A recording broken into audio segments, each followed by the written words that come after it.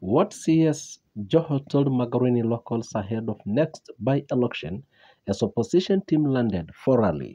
Mining, Fisheries and Blue Economic Cabinet Secretary Hassan Ali Joho has joined forces with Kilifi Governor Gideon Mung'aro and other Orange Democratic Movement ODM leaders to campaign intensely in Magarini constituency, Kilifi County.